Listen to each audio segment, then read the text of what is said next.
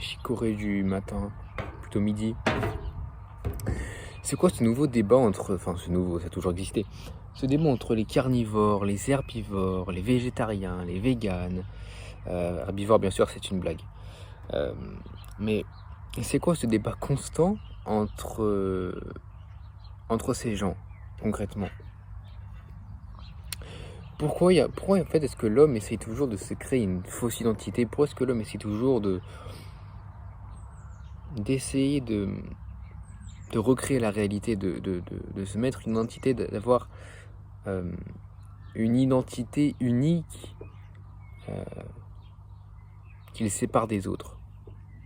Quand quelqu'un clame nous sommes carnivores, bah c'est faux en fait. L'homme est omnivore, qu'on le veuille ou non. Ok? C'est comme ça. La source principale, tout simplement, d'énergie du corps, c'est le glucose, qui vient des glucides, du sucre. Ok? D'un autre côté, la plupart des nutriments viennent des produits animaux, les bonnes graisses, plus d'oméga 3, le fer, etc. Vient beaucoup plus et beaucoup plus biodisponible dans les sources animales. Donc les véganes, arrêtez.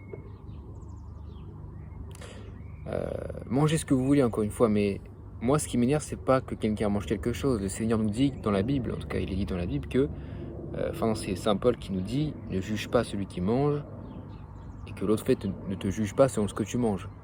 Ne juge pas celui qui mange pas, ne juge pas celui qui mange. Selon ce que tu manges, on ne doit pas te juger. Mais là où ça me pose problème, c'est lorsque quelqu'un vient clamer nous sommes végétariens par nature, nous sommes carnivores par nature. Là, c'est dérangeant. C'est très dérangeant. Parce que tu viens mettre la santé des gens en jeu. Tu viens faire des leçons. Et c'est très problématique. Donc, l'homme est omnivore. La biodisponibilité de la plupart des nutriments sont de sources animales. Mais la principale source d'énergie du corps vient des glucides, du sucre, du glucose. Donc avec ça, on va réfléchir de manière intelligente. Qu'est-ce qu'on fait avec ça? Qu'est-ce qu'ont fait nos ancêtres? Parce que moi, je parle d'alimentation ancestrale, pas d'alimentation science-based, pas d'alimentation dogmatique, une alimentation ancestrale.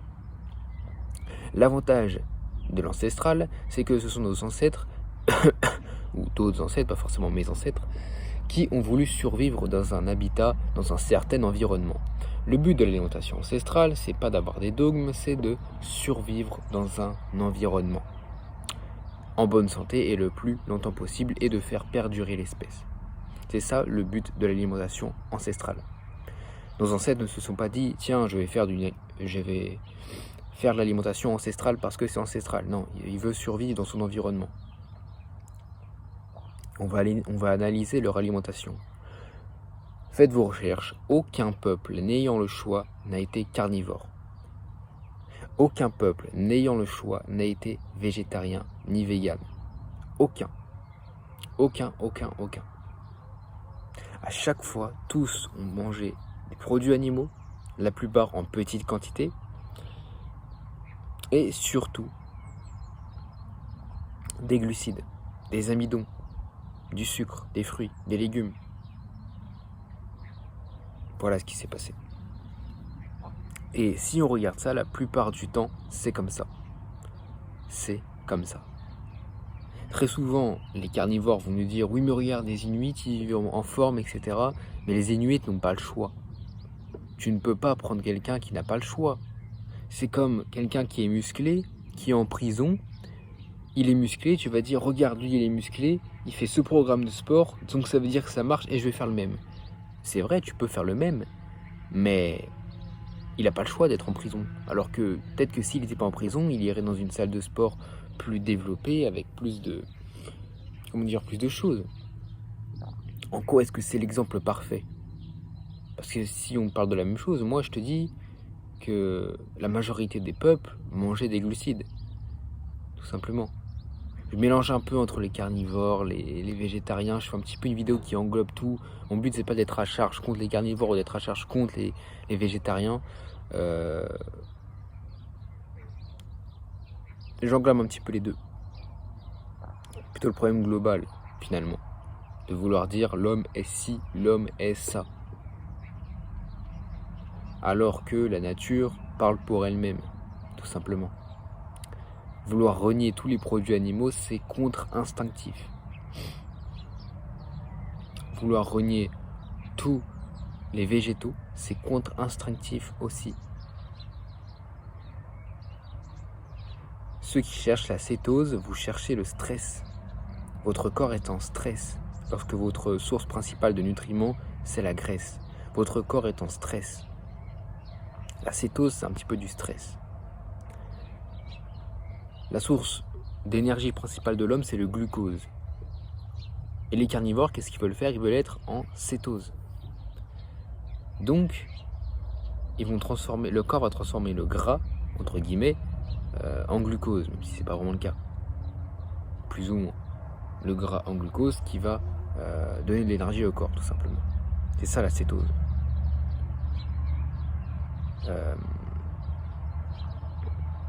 Et pourquoi faire passer le gras au rôle du sucre, alors qu'on peut consommer directement des sucres? Pourquoi se complexifier la tâche?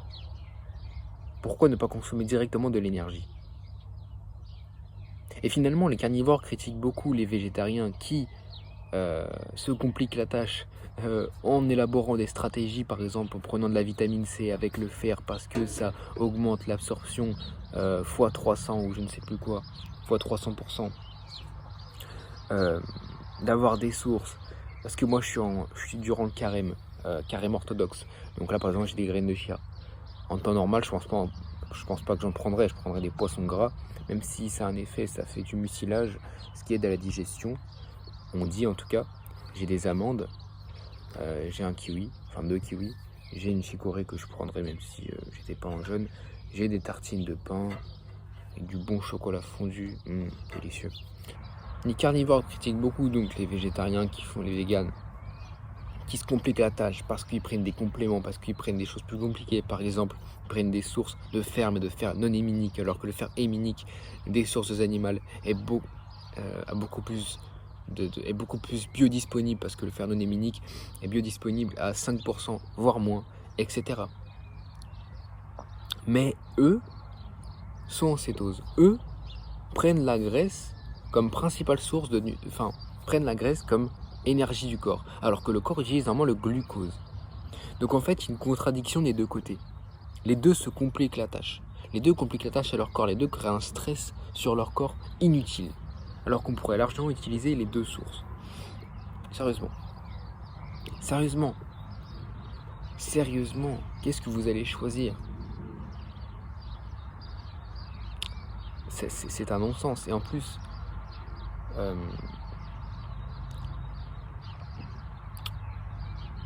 le problème du carnivorisme, c'est qu'il se base justement sur les produits animaux. Le problème, c'est qu'on ne peut pas rattraper la nature. On ne peut pas accélérer la nature. Or, les végétaux poussent assez vite, contrairement aux animaux.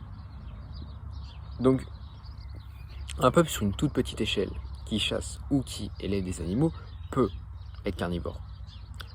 Mais, lorsque le peuple grandit, on ne peut plus être carnivore. Donc certes, ça n'a rien à voir avec la nature même de l'homme, parce que pour eux, en fait, on est à la base, en tout cas pour la plupart, j'imagine, nous sommes par essence carnivores, mais dans ce qui est possible de faire, il y a un problème. Parce qu'au bout d'un moment, plus le peuple grandit, il y aura des petits agneaux qui vont naître, il y aura des petits veaux qui vont naître, mais ils mettent du temps à grandir. Donc on peut tuer un animal, on peut tuer quelques animaux toutes les semaines, mais on ne peut pas tuer des animaux tous les jours. Sinon il n'y a plus d'animaux dans tous les peuples du monde.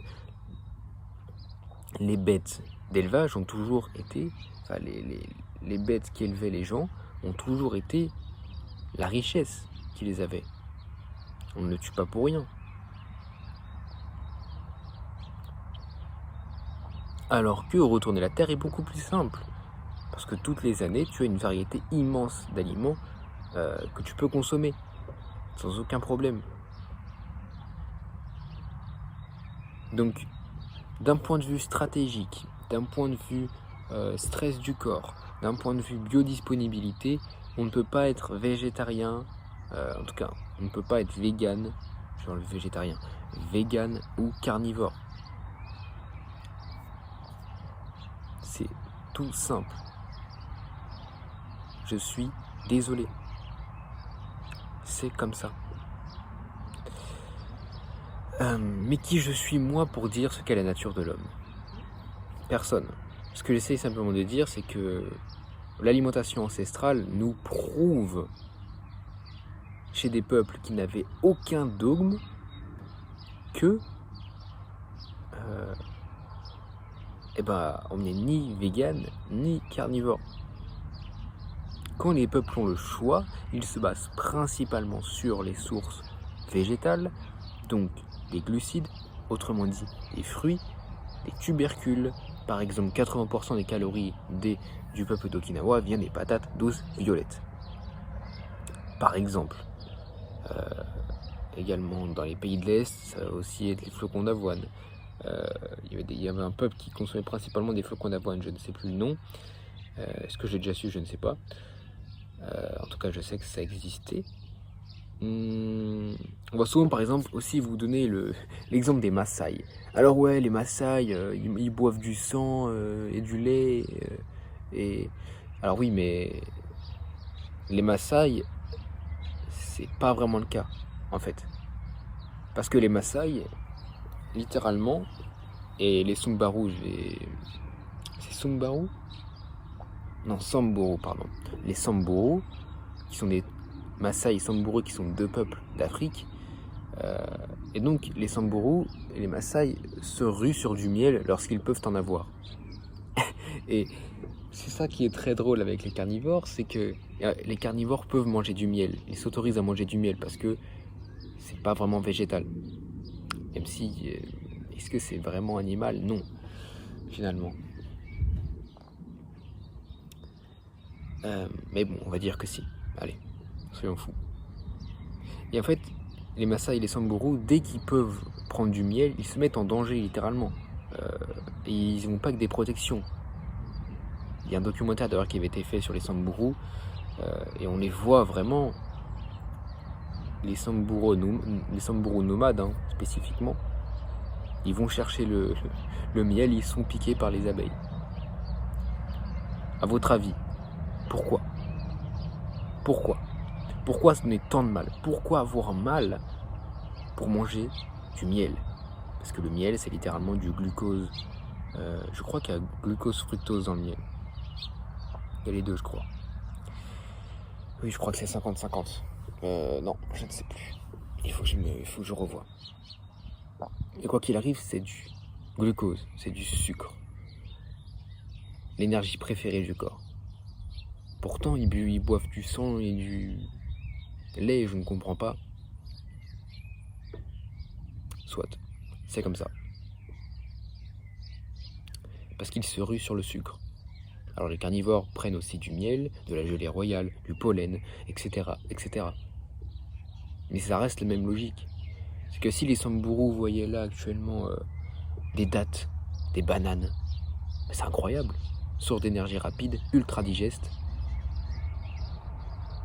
D'ailleurs, les carnivores, j'ai une question à vous poser. Pourquoi avez-vous tant de mal avec les végétaux alors que les fruits sont beaucoup plus digestes? Ah oui, j'avais entendu Pacôme qui avait fait une vidéo, il réagissait je crois à Dave Nature sur sa vidéo 24 heures dans mon assiette, et il disait donc que le corps utilise rapidement le glucose parce qu'il veut vite s'en débarrasser, alors que c'est l'inverse pour les produits animaux, parce que justement c'est sa source d'énergie préférée, en utilisant l'exemple de l'alcool. L'alcool, le corps va très très vite le brûler parce qu'il veut vite s'en séparer. Bon, déjà, en quoi est-ce un argument? C'est assez bancal quand même. C'est assez hasardeux comme argument. On peut mettre cet exemple pour tout et pour rien finalement.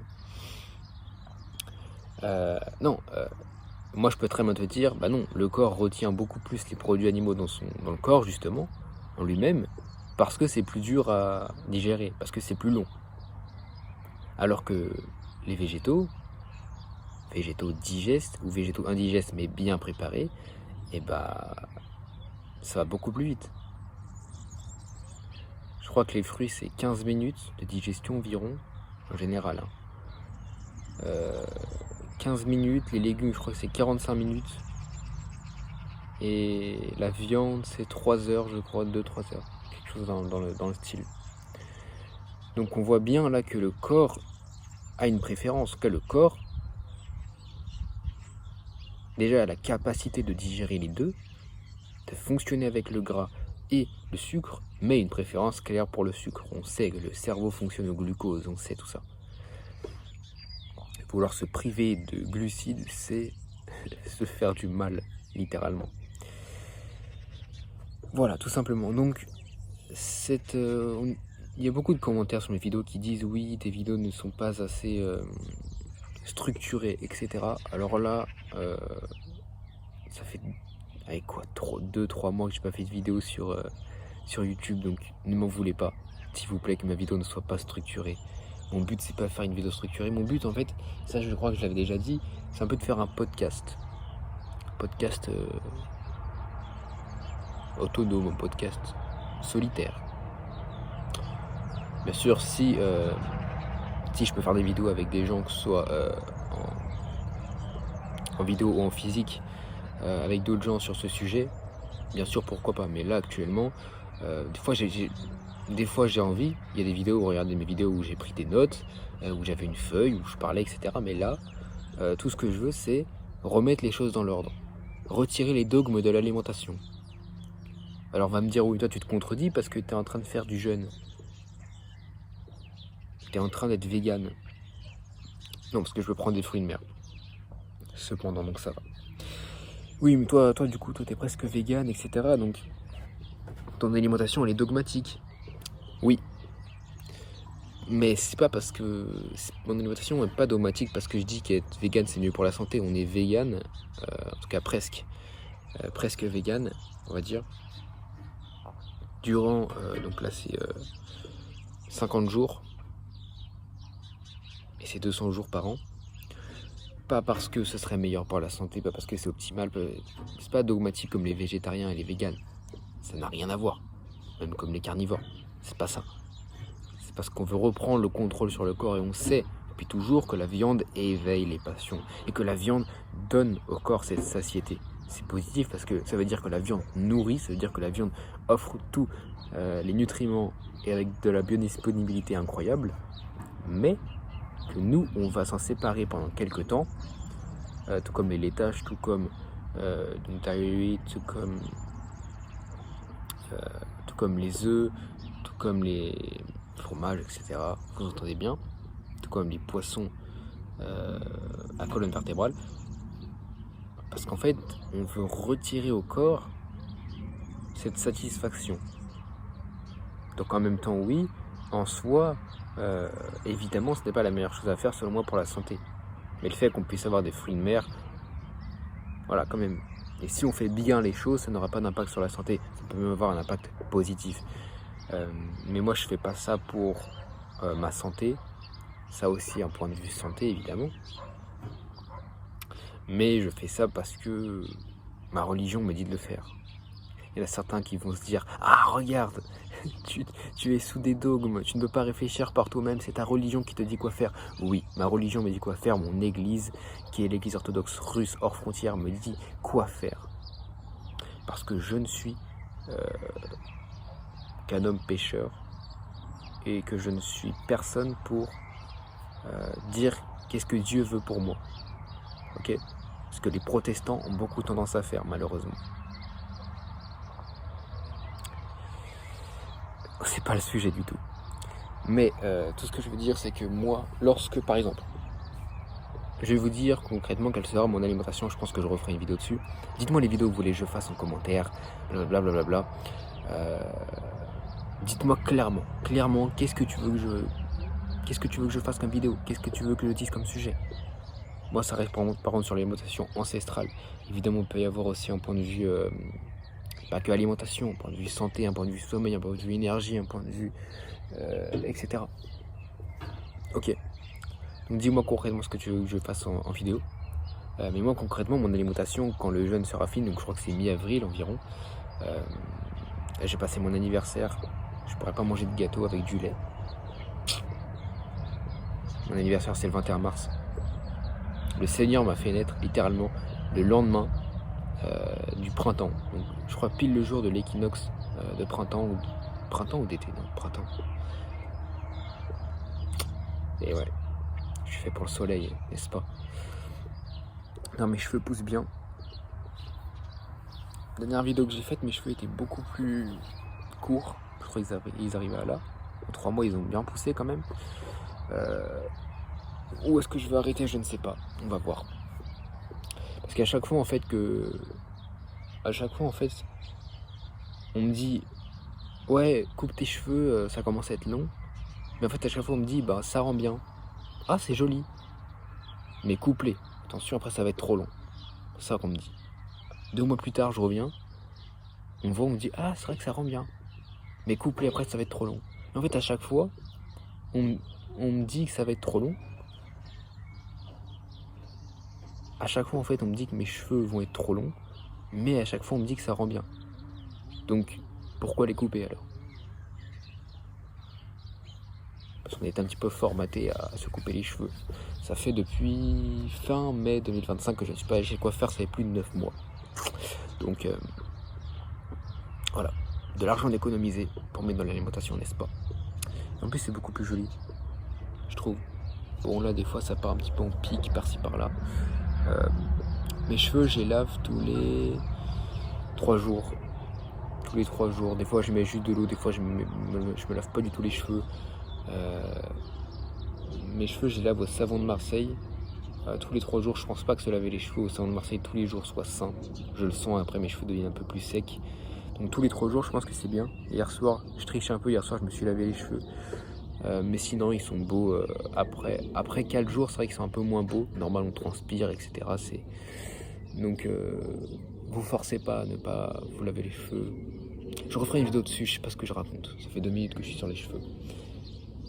Mais tout ce que je veux dire, c'est ne vous forcez pas à ne pas vous laver les cheveux. Encore une fois, ne soyez pas dogmatique. Écoutez-vous, si vous avez les cheveux dégoûtants, déjà parce qu'il y a un problème à régler au niveau de la santé, votre corps relâche des toxines, votre corps relâche des choses dans vos cheveux, dans votre cuir chevelu, ce qui fait que vos cheveux sont gras.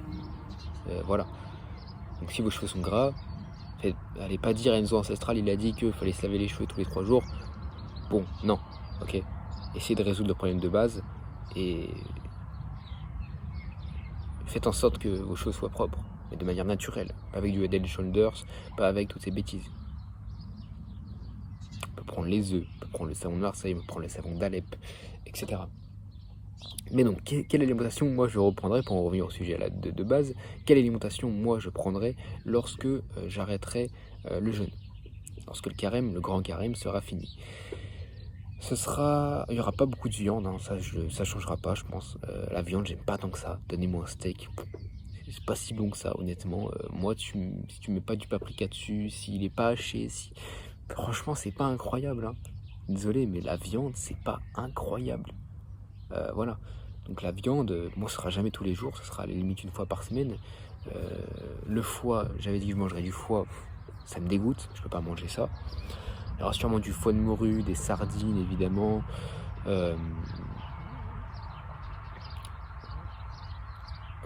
des fruits évidemment, des fruits.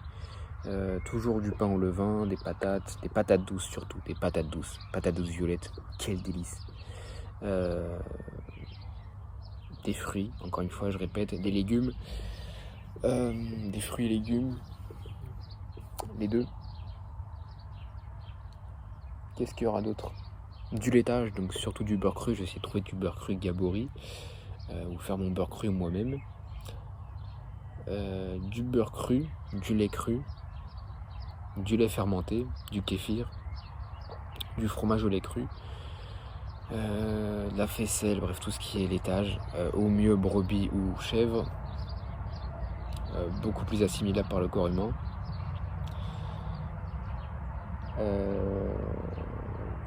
Qu'est-ce qu'il y aura d'autre aussi?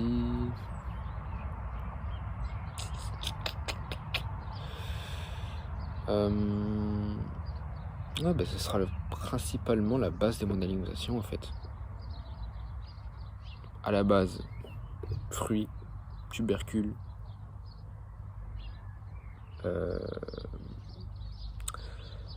et bah en soi graines, parce que du coup ça c'est du blé, enfin c'est pas du blé, c'est petit épeautre, c'est de l'épeautre. Ensuite les produits animaux comme les laitages, les œufs de qualité évidemment, et un peu de viande, et aussi des produits de la mer qui sont très importants, et un peu de viande. Voilà. Mais la viande, je me sens pas si attiré que ça par cela, que ça. Évidemment, si on me dit Enzo viens faire un barbecue, je viens tout de suite parce que le barbecue c'est bon. Pourquoi? D'ailleurs, c'est intéressant. Pourquoi est-ce qu'on aime les barbecues? Est-ce qu'on aime les barbecues parce que c'est de la viande, ou est-ce qu'on aime les barbecues parce que littéralement c'est les graisses avec la réaction de Maillard qui crée une certaine caramélisation, ce qui fait que c'est encore meilleur. C'est pour ça que la viande crue, je trouve ça absolument immonde. Mais que la viande cuite au barbecue, grillée, c'est bon. Parce que ce qu'on aime, c'est le grillé et pas la viande en elle-même. C'est pour ça que c'est trop bon les saucisses, les merguez, etc. C'est bon ça. En été, faire un bon barbecue, c'est incroyable. Mais manger de la viande tout seul, comme ça, un gros steak, c'est pas si bon que ça. Et en plus, le goût de sang me répugne profondément. Et d'ailleurs, ça, c'est une question s'il y a des carnivores qui regardent cette vidéo, qui est partie un petit peu dans tous les sens, ça fait déjà 27 minutes, mais c'est pas grave. J'ai une dernière question aux carnivores, s'il y a des carnivores qui regardent cette vidéo. Votre argument de l'instinct nous dit que des choses sont pas bonnes, par exemple le brocoli on nous dit que c'est pas bon, etc. Alors que moi j'aime bien. C'est pas je vais être honnête, c'est pas l'élément le plus incroyable du monde, mais ça va, c'est bon. Pourquoi est-ce que la viande crue je peux pas en manger?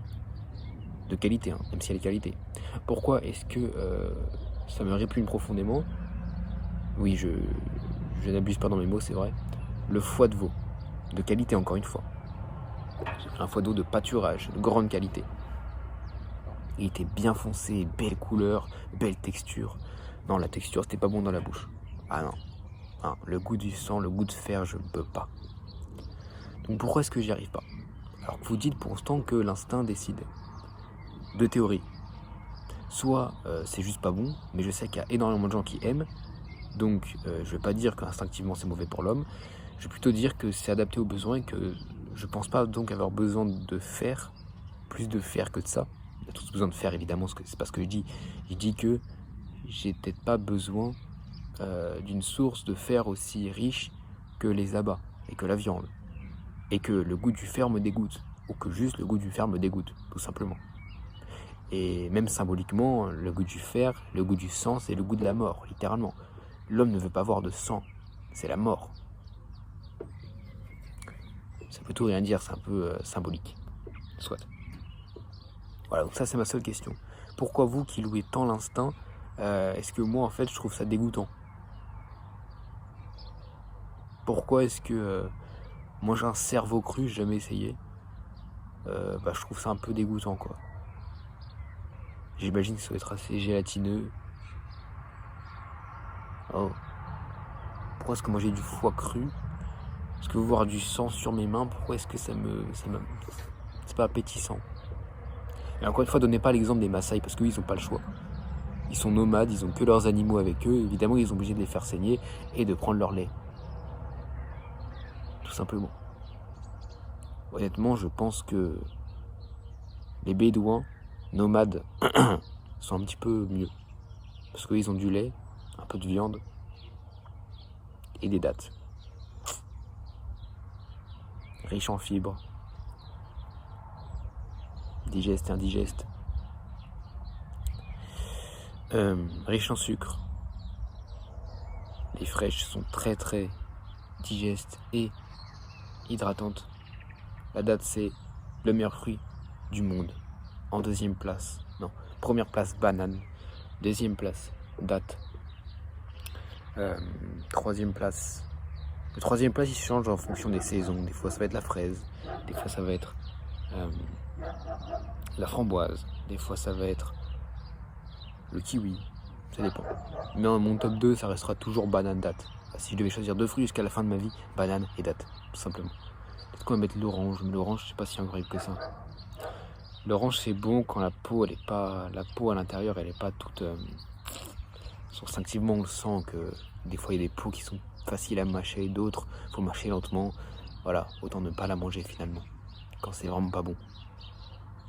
Mais bon, voilà pour cette longue vidéo de 30 minutes. Moi, je vais finir mon repas de midi. Et je vous souhaite une très bonne journée à vous. Là, c'est le carême, donc je fais pas de contenu en ce moment sur Instagram, etc. J'ai juste envie de reprendre les vidéos. Soit je vais les sortir au fur et à mesure sur YouTube, soit je les sortirai à partir du moment où j'aurai fini mon carême. Je ne sais pas honnêtement, tout simplement. Au nom du Père, du Fils et du Saint-Esprit, que Dieu vous bénisse, maintenant et toujours dans les siècles des siècles. Amen.